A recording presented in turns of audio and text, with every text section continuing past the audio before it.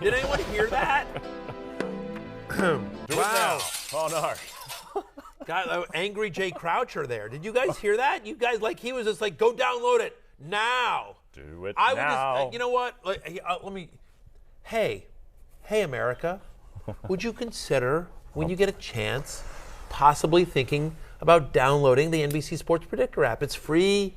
You get a chance to win $100,000 for free. Play the Sunday Night 7. I play it. Jay plays it. Just something to think about, consider. Let it roll around in your noodle for a bit. Let it rattle around there just as a suggestion. Maybe that's the way to do it. Instead of you being so angry and telling them what to do. I'll try out all different phases of Jay, reading out the promo. I was so angry. Who knew you had that in you? I think we have another promo. Look at you. Like you became an American citizen, and all of a sudden now you're angry and yelly. You used to be this sweet Australian, and now you got your visa and you're over here, and you're just suddenly it's different. I got to spoiling adjust. Movies. Spoiling movies.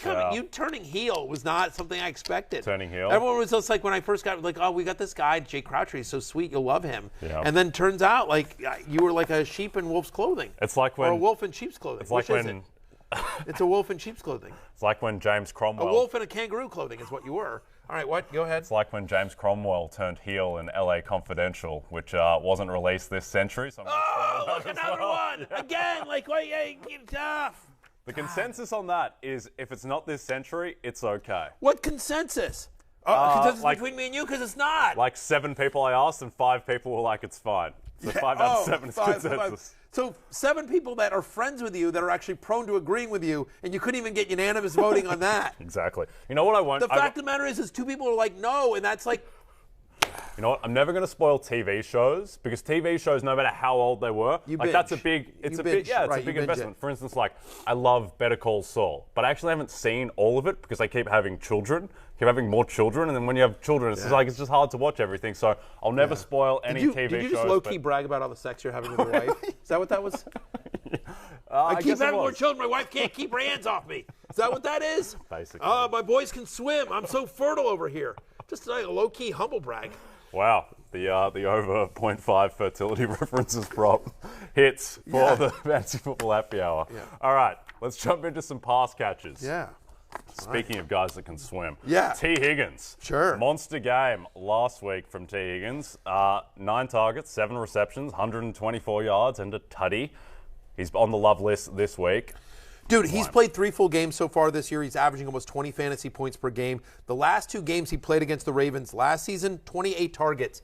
And the Ravens defense isn't your father's Ravens defense. No. Here's a spoiler alert. They're brutal, right? They've allowed the most yards to wide receiver this season. They're tied for the 2nd most touchdowns allowed. They've allowed the most deep receptions as well.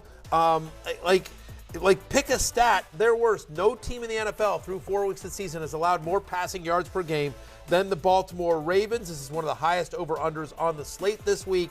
I think a lot of points are going to be scored, and I think especially a lot of points through the air. Joe Burrow makes the love list. Hint, that's a little bit of foreshadowing. We'll talk about quarterbacks coming up.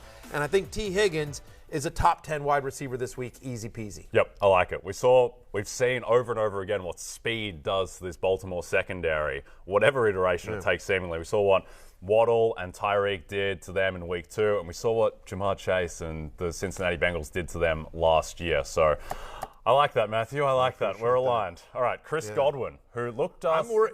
Am I worried because I'm this close to you? Might I get pregnant by the end of the show? Is there a chance I could? You could get pregnant and you might find out how all these kind of movies end. Arlington Road, Life of David Gale, all these spoilers, they are please, in play. don't tell me anything. Psycho, you know how Psycho wound up? Yes, that one I know. So that one's okay. It's okay to spoil Psycho? That one's over a century old. old. Wow, so it's over a century ago. But that's over 50 years old. Fight Club was 1999, so that's 23 years ago. I know, that's but it's fine. not 50 years ago. When did Psycho was released in the 50s? It's an arbitrary line. Yeah. When is if it's older than me? I'm 52 years old, and I'm pretty sure Psycho was released. I was born in 1969. I'm almost positive Psycho was released it was like in the 50s, right? 1957 is the over-under. Yeah, is where I would put. So I'm going to get research on that. Yes, that is the line that I've drawn. That is the Mendoza line. That is the Matthew Berry line. Released before 1969, spoil away. Wow. After I've been born, So America is subject. All of America is subject to the Matthew Berry line that's arbitrarily been set for when you can spoil movies or not. You're on the Fantasy Bowl Happy Hour show with Matthew Berry. My name is in the title. Yes, I am the kingdom. This is my little fiefdom. You're damn right. Yes, I made that rule. I am the kingdom. Quote. Yes, That's very. 1,000%. All right, we're gonna I got an idea. Next time you think about spoiling a movie, just get romantic with your wife. Why don't you pump out another kid? Why don't you just do that? Numero quattro. Right, exactly. Okay. There you go. And then everyone wins.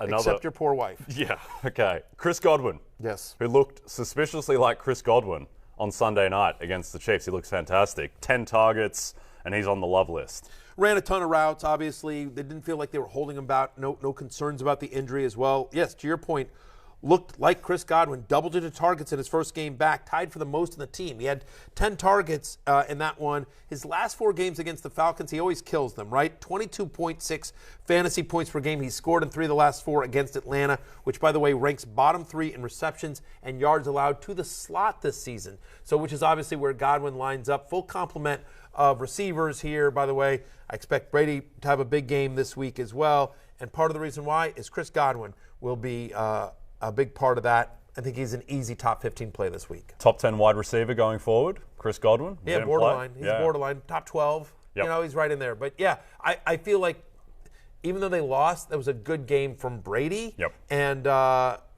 listen, obviously a lot going on, a lot of headlines around him. I will just say that when people bet against Tom Brady, they lose. Yes. That has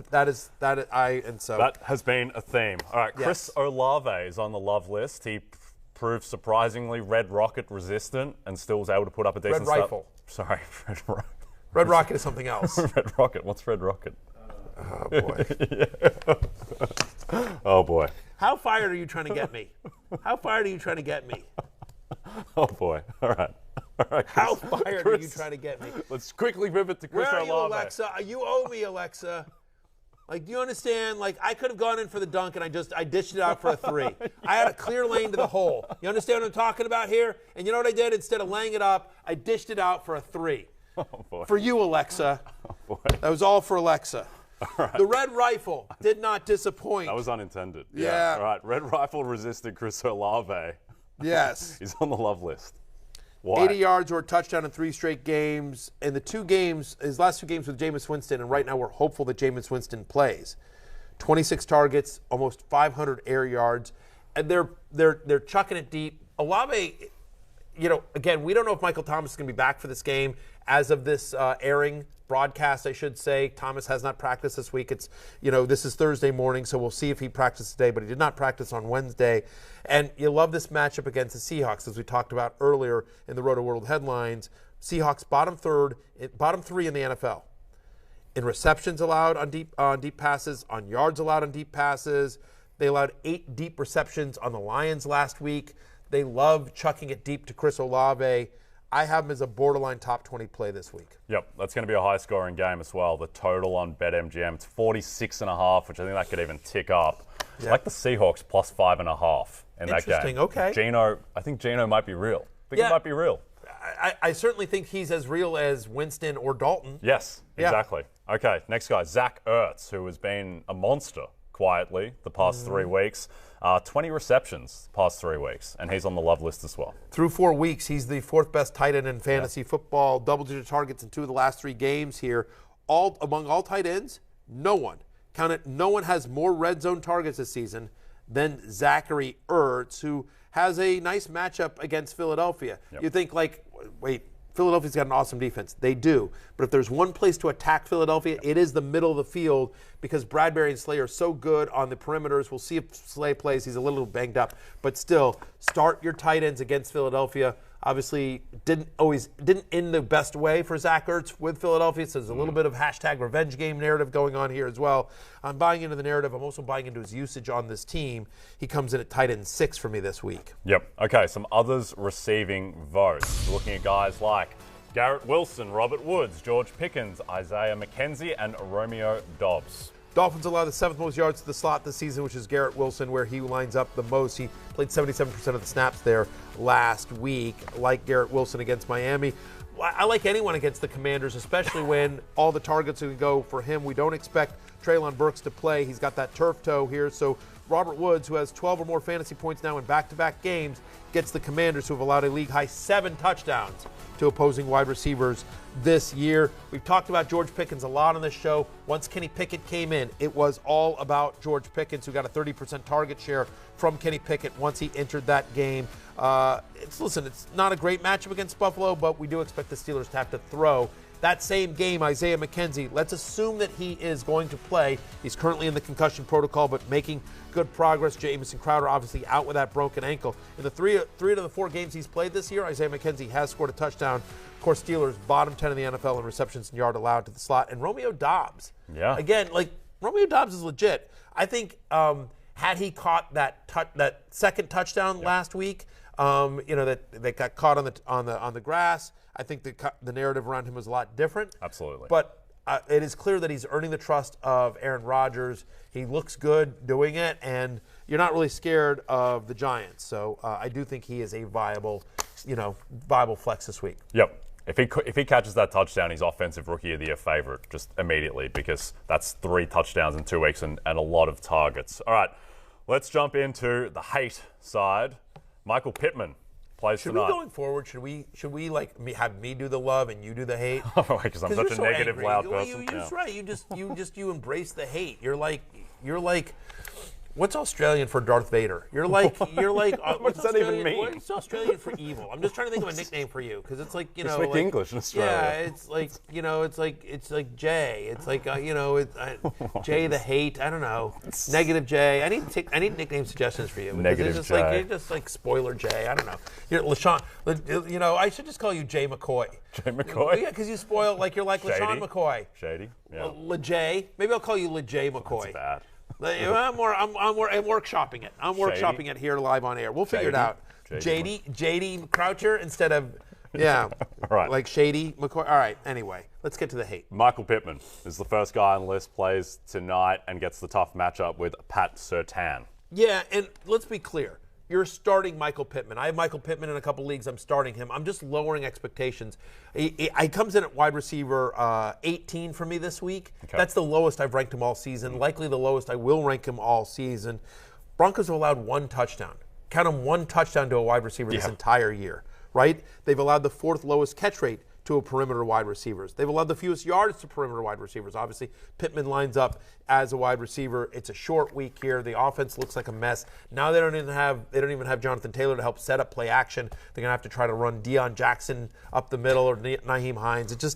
A lot of this just doesn't feel right. Pittman's super talented, and all he needs is kind of 1 play. And so again, if I have Michael Pittman on a number of teams, and I'm starting him in every team I have him. So I'm not sitting here saying don't start him, but I am saying lower expectations. That's what the love-hate list is all about. It's about expectations either above or below what you sort of expect. And I think this is one of his worst games of the year. Yep. Okay, Rashad Bateman, who's kind of developing a statistical profile like Robbie Anderson at this point, where he's only got 11 receptions through 4 games, and you're basically counting on the 60-yard touchdown, or else you're not getting much out of Rashad Bateman. Missed the 4th quarter last week with that foot injury, so is he 100% healthy heading into this game against the Bengals? We don't know. 4 or fewer catches in every game so far this year, under 60 yards in 3 or 4. He's been weirdly touchdown dependent. Now, that was Marquise Brown last year as well, and it sort of worked out. So it's okay, but it's just not a high-volume offense here. We do expect a lot of points to be scored in this game, but Bateman outside my top 30 for the week. He's just not getting the volume, and it doesn't feel like, at least as we sit here today on Thursday, that he's 100% healthy. Yep. Elijah Moore is the next guy, and it's weird to say, but there's kind of a lot of guys who need the ball in New York. There's a lot of names between Garrett Wilson, Elijah Moore, Braxton Berrios, the rejuvenated Corey Davis, Breece Hall, Michael Carter. A lot of guys. Make no mistake, Zach Wilson is doing his best to spread the ball around. Great. Singular. Yeah. Singular. All of you, get your mind out of the gutter. I'm just saying, the ball, one. Yeah, the football. The football, right? Football. Good clarification there. Yep. He is, but, he likes spreading it around. Zach Wilson absolutely likes spreading it around. I think that's been asked and proven. And so the fact that Zach Wilson enjoys spreading it around, makes you concerned about Elijah Moore, who's currently 5th on the Jets in terms of targets, right? He's had under 55 yards in all 4 games this season. 0 games with double-digit fantasy points here. As you see on your screen, the game log, it hasn't been pretty for Elijah Moore. To your point, you feel better about Garrett Wilson, Breece Hall, Tyler Conklin, Corey Davis in the passing game than you do about Elijah Moore. We love the talent. We don't love the role so far. And until we see it, it's hard to trust him as a starter, especially in a tough matchup against a Dolphins team that will be looking to get back on the winning track. Absolutely. Okay. Dalton Schultz, who's going up against another team that's looking to get back on the winning track in the Rams. He's on the hate list. Rams have allowed the fewest yards to opposing tight ends so far this season, the third lowest catch rate to the position. Like, they defend the tight end pretty well, and I like Dalton Schultz, and I like Dalton Schultz with Cooper Rush, but they've gotten Michael Gallup back. There's a connection there with Noah Brown. Obviously, CeeDee Lamb is going to get fed here. In the 2 games that Dalton Schultz has played with Cooper Rush, he has 2 catches for 18 yards. Yep. Over 2 games. Merely 7 targets. So, I mean, he's averaging 3.5 targets a game. It just, I don't know. He's somebody that I would avoid until we see Dak Prescott back. He's tight end 15 for me this week. Yeah, I think the one thing there is that, like we said, Cooper Rush hasn't had to really throw the ball in high volume. And so if this is a game, they're 5.5-point underdogs to the Rams, so expect that they will need to throw. And maybe if Rush he finally has a 40 passing attempt game, then maybe Dalton Schultz gets a bit more involved, but not much to like so far. Okay. Who do you think likes to spread it around more, Zach Wilson or you? Well, Zach Wilson, I would certainly hope. Yeah, I guess so. You are married. You are married. That's fair. Yeah. It's very fair. I don't want your. Yeah, I know your wife watches the show. I don't want. He's a very devoted husband. I do not want to cast any aspersions there. I want to be very clear about that. You are a very devoted husband. You talk about your family all the time off camera. 3 or 4 follows that I was thinking about, but none of them will go well. Hey, it's Matthew Berry from NBC Sports and RotoWorld.com. Just want to thank you so much for watching what you just watched, or at least being too lazy to click out of it after the autoplay just kept it going. So either way, thank you so much for just letting it scroll by your screen. And now I'd like to ask you respectfully, please subscribe to the NFL on NBC YouTube channel for the latest NFL news, fantasy headlines from RotoWorld, and betting analysis from NBC Sports Edge.